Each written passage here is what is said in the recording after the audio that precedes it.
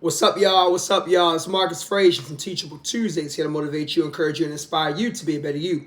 Thank you for joining me today. Greatly appreciate it. If you could, please hit the like button, subscribe button, notification button. As I told you guys with last week's video, there is no traditional Teachable Tuesdays video for this week. But I wanted to do a little bit of a three-part series, just something really special.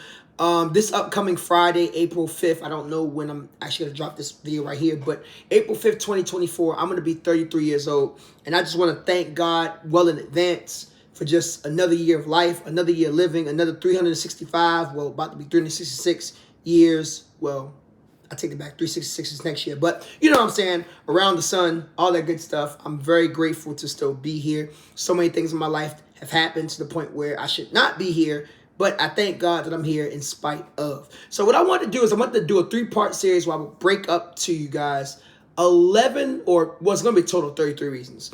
But 33 reasons as to things that I've learned in my 33 years in living. So 33 things that I've learned in my 33 years of living. We're going to do 11 today. We're going to do the next 11 tomorrow. And then we're going to do the final 11 on the third day. All right. So we're going to start off with number one. Disclaimer, this video might be a little bit longer than usual. I'm going to try not to make it too long, but just giving you a heads up in advance. So maybe you might want to watch this while you're driving, or maybe you're cleaning up or something like that. I don't have any visuals to show you, obviously. So if you just want to listen in the background, that's perfectly fine as well. Maybe you want to listen during your workout, during your morning routine, whatever the case may be. So number one, it's okay to want to keep going. If there's one of the biggest things I learned in this lifetime is people give up too easily. People give up on themselves. People give up on other people. People give up on tasks. People give up on school. They give up on work. Now, I am a firm believer in knowing that when it's time to throw in the towel, it's time to throw in the towel. And that's just the reality. Some things, you ain't going to be able to complete everything. Some things you just got to be like, all right, bro, can't do it no more. And that's okay. That is perfectly fine. But it's also okay to want to keep going. Delay does not mean denial. That is one of the biggest things that I have learned in my lifetime. And understanding that it's okay for you to be delayed, but if you want it bad enough, keep going for it. Now, of course, there are certain aspects in life that it does not apply to, but there are many others where it very well does. So if you're one of those individuals where you're going through anything, just know it's okay to want to keep going. It's okay to keep pushing. It's okay to keep moving forward. Even if you have to take a break, that's okay. Taking a break doesn't mean you're giving up. Taking a break just simply means, you know what? I'm tired right now. I don't really have a lot of energy at the moment. Let me take a breather. Let me step back. And then when I'm ready to go back full force, I'll go back full force. You know what I'm saying? All right. Number two, listen to your body. This is something that I didn't learn until I was in my 30s, right? Late 20s, early 30s. And really, it's hit me the hardest, I'm going to say last year and so far this year. But I've learned that there are times where you have to legit listen to your body. I'm going to tell you a funny story what just happened today. So, and it's funny because God has a way of telling you, sit your butt down somewhere. You know what I'm saying? With the swiftness. So I went for a run this morning. I did a 4-mile run. Very proud of myself, especially considering that earlier this month I had a rib injury. And I'm still dealing with a few other things, but I am recovering, right? Was very happy. Felt good after the run. I knew my side might be hurting just a little bit. I'm going to take some medicine for it after this video. But for whatever reason, when I started eating breakfast, I got up and my groin started hurting. And I was like, yo. And it's not like excruciating pain, but it's like whenever I take little steps, it's like a slight, petty amount of pain. And I was going to go skating this afternoon. It was the first time I was going to go skating in a month because I hadn't been skating in a month because I've been recovering. I just got cleared to go skating by my doctor. And, well, Lord and behold, guess who's not going skating later? This guy. Because I'm listening to my body. My body is telling me, Marcus, sit your black butt down somewhere and rest. So please listen to your body physically and mentally. When it's time to take a break, take a break. When it's time to rest, rest. It's okay. Trust me, it ain't going to kill you. To all my gym heads, all my workout heads, because I'm one of them. I get it. One day of rest, a weekend of rest is not going to kill your progress. Okay? It's not going to. Rest your body. That's important. All right. And that's something I want anybody in this channel that's watching, that's in their teens or their 20s. Rest your body. Just because you're young don't mean that you should not rest your body. It's important. Okay. Number 3, love freely but with boundaries. This is another lesson that I learned as of recently. Anybody that knows me personally knows I'm a lover man. I have a strong desire to be a godly husband. I have a strong desire to be a godly father. You know what I'm saying? I want a wife and kids one day. Unfortunately, because of the type of person that I am, I have over the years fallen into very gullible situations. I've been deceived. I have been, on the side of not understanding how women nature works. And when you add all those things up, that's a recipe for heartbreak. You know what I'm saying? Because of the type of person that I am, that I desire love so strongly, that I had to learn, Marcus, you have to be so connected with God that he can show you these are the type of women that you need to be connected to. These are the type of women you need to stay away from. You know what I'm saying? And I've learned that I can treat people with respect. I can love them freely, but sometimes it requires me loving them from a distance, and not putting so much time and investing into people that won't necessarily do the same thing for me. And remembering that just because they do the same thing for me doesn't necessarily mean they're right for me either. That's going to be a lesson I'm going to talk about one of these days. We ain't really going to be talking about too much more love stuff for the next couple months because I just did a whole love series. I'm love burnt out. But yeah, love freely, but with boundaries. Number 4, not every woman is going to be a cup of tea or vice versa. You know, as much as I've been rejected by women in my lifetime, I strongly disdain rejecting women. Believe it or not. And the reason being is because I don't like to hurt people's feelings. I'm very much a person that will, as my friend Chin said, shout out to my brother Chin, Swamp, you always like to lock into people. And I feel like I only lock into people when necessary. But I don't like hurting people's feelings. That's not me. Because I've had my feelings hurt all my life. I don't want to hurt people's feelings. But I had to learn that, and a lot of times with women that I've rejected, it wasn't even because of looks. It was because of personality. It was because of just situational things that were going on. So I don't like it, but I've learned that I have to be upfront. And being upfront is okay because I don't want to ever lead anybody on because, I don't like being led on, so I don't want to do the same thing to others. And I also have to understand that I'm not every woman's cup of tea either. Years ago, many, many years ago, I fell into the staple of, oh, I'm such a nice guy. Why don't these women want me? Blah, blah, this, blah, blah, that. And I had to learn real quick, Marcus, you ain't their cup of tea. And it could be something that you're doing wrong, and it could be something that you're not doing wrong. And that's okay. That is perfectly fine. You ain't their cup of tea. Get over it. Move on. Life goes on. There's billions of women on this planet. There's somebody out there that's going to reciprocate the love that you want to give to them. So, and that goes for anybody that's out here, man or woman. You ain't going to be every man or woman's cup of tea. They ain't going to be your cup of tea. It is what it is, Number 5, community colleges are dope. This is something that I've learned very, very, very, very, very, very recently. I've kind of always knew that to some degree, at least, starting in my mid-20s. But I teach seniors now. This is my first year teaching seniors at a public high school. And it's crazy the amount of opportunities that I've heard that they've had or that they currently have. I mean, shoot, I got one student in particular, and she is literally going to get her associate's degree, and she's about to graduate from high school to recording this video in a month. Imagine you having your associate's degree, 2 years of college done by the time you graduate, because you stood on business, as they like to say these days, early on, so that way you could get where you need to get to. That is amazing. Kudos to my kid, by the way. Kudos to her. I tell my seniors all the time, you guys have so many opportunities that a lot of us wish we had. You know what I'm saying? I know they've had this in the state of Florida for quite some time, but I'm not originally from Florida. I'm originally from Maryland, just in case I didn't make that clear. You couldn't tell by the Baltimore accent, the U's, the twos, and the do's, and the avenues, and all that good stuff, and the shoot. Just saying. All right. But anyways, yeah, like community colleges are dope. Just, they're very inexpensive. especially when you're in state. And I know some schools have bridge programs. I'll give you a prime example for anybody who's watched this video that you didn't know this.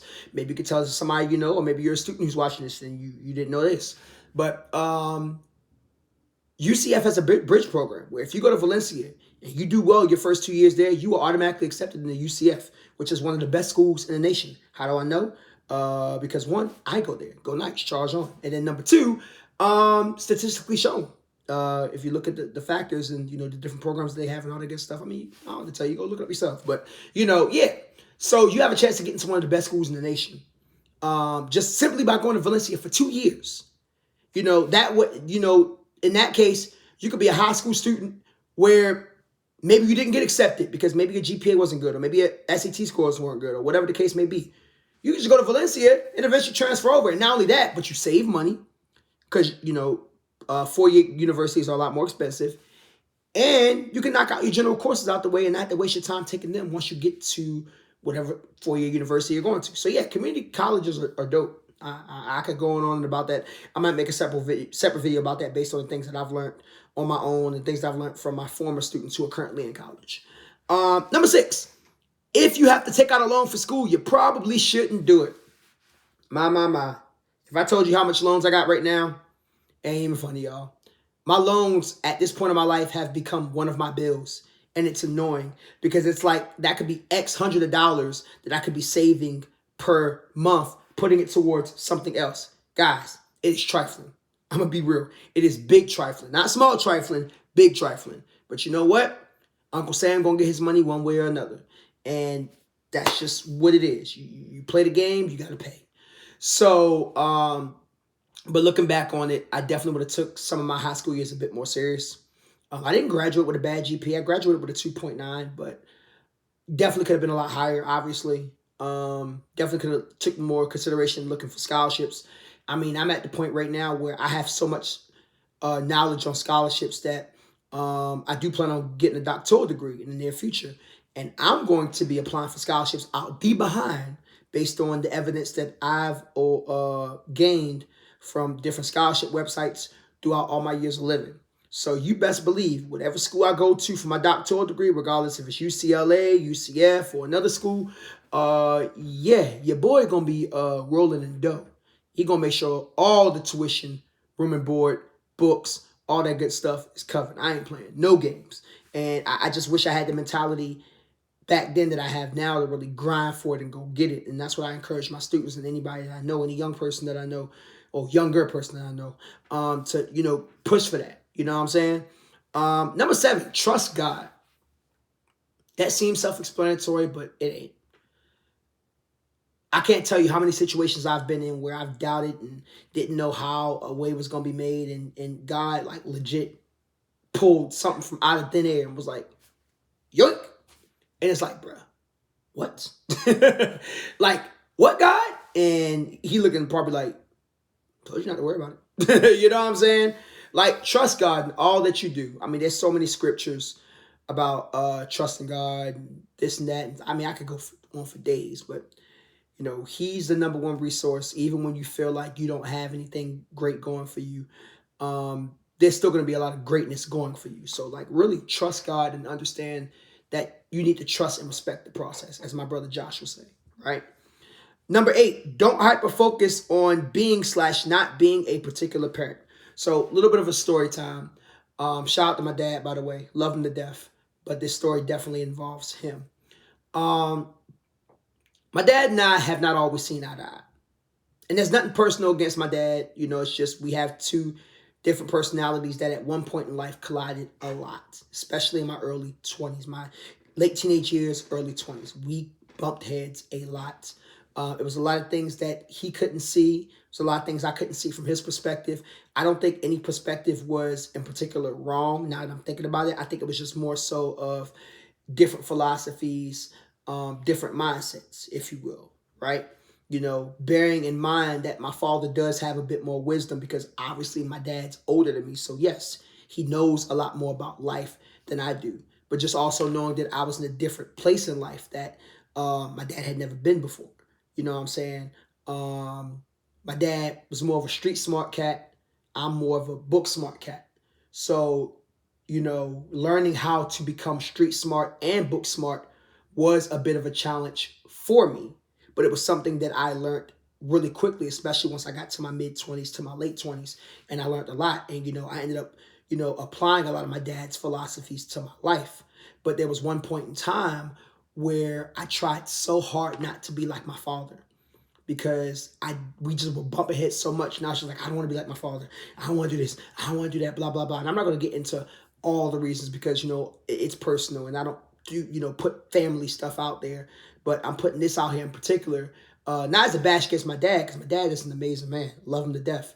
But just to show that there was a point in time where I was trying so hard not to be like him because we were bumping heads so much that I ended up being, in a sense, like him. Now, am I like him like right now? No. But I'm just saying I was developing that. And I noticed it. And it was like, oof. And I remember going to church one day. And I was just so distraught. Couldn't figure out why. And I was talking to one of the pastors. I think it was TJ. Shout out to TJ, by the way. Orlando World Outreach Center. Make sure you go there. If you live in Orlando, if you visit Orlando. Awesome place of worship. Love it. We were just sitting there talking, and I remember he told me, and I'm paraphrasing here because I don't remember the exact words. This was some years ago. I want to say 2018, 2019, something like that. But he said something along the lines of, Marcus, you have been focusing on what your father has not done for you instead of focusing on what the father has done for you. It's something along those lines. Again, paraphrasing. TJ, if you watch this video, correct me if I'm wrong. But I do remember that hit me like a sack of bricks. And the reason why it hit me really hard was because it was like, dang. Like, I've been having quote unquote father issues in that regard for so long that I didn't stop to, number one, focus on my father, my heavenly father. But number two, I didn't, how can I say this? I didn't stop to think about where my father saw things from his point of view.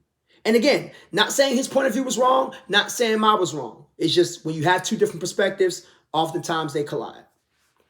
So now that I'm, about to be 33, it's a lot of things that my dad said that I agree with. And there are some things I don't agree with still, but there are some things as I've gotten older that have come to light that have made me realize, okay, I see where he was coming from. Even if I don't agree, I still see where he was coming from. And then there are some things where it's like, he was right about that. You know what I'm saying? So don't try so hard to be like a parent or to not be like a parent. I mean, be like the parent in terms of the good qualities that you love about them. Because my dad has some amazing qualities. But in terms of the qualities that you may not like as much, which, everybody has parents that where they have qualities that they don't like about their parents. Don't try so desperately hard not to be like them. You know what I'm saying? Because then you end up becoming worse off because you focus on the bad instead of focusing on the good, especially when you had good parents. My dad was not a bad dad. You know what I'm saying? My mom was not a bad mom. My stepdad was not a bad stepdad. My stepmom was not a bad stepmom. They were great parents. Did they have their flaws? Absolutely. All parents do. But when you hyper-focus on the bad over the good, especially when the good outweighs the bad, that's when it becomes a problem. So just be very careful with that. It's a whole nother story when your parent was trash.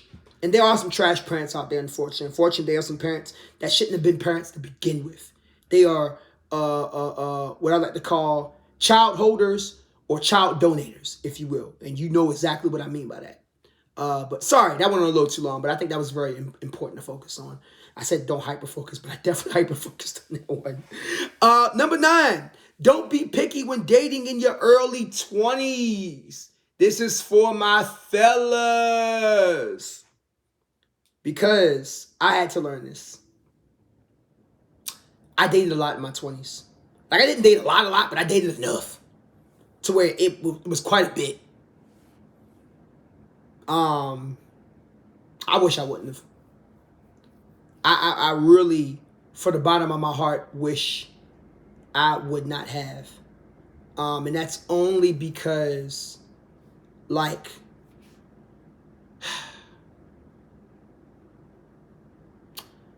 I could have spent that time focusing on Marcus. You know, somebody told me this when I was in college. Eric Vito, shout out to him. Vinny, a good friend Vinny, stage name Eric Vito. He told me my freshman year, because he was a junior, he's 2 years older than me. He said, Marcus, and I think I might have told this story on Teachable Tuesday before. He said, Marcus, don't date while you're in college. You be spending college focusing on yourself, focusing on your studies, focusing on where you want to go. Then you can go from there. I wish I would have listened. I wish I would have listened. Because he was absolutely right. Now I'm thinking back to it, and that developed into a lot of unhealthy habits later on. And it's not even just so much that I had to not date, if you will, but I think it was more so along the lines of maybe just be picky.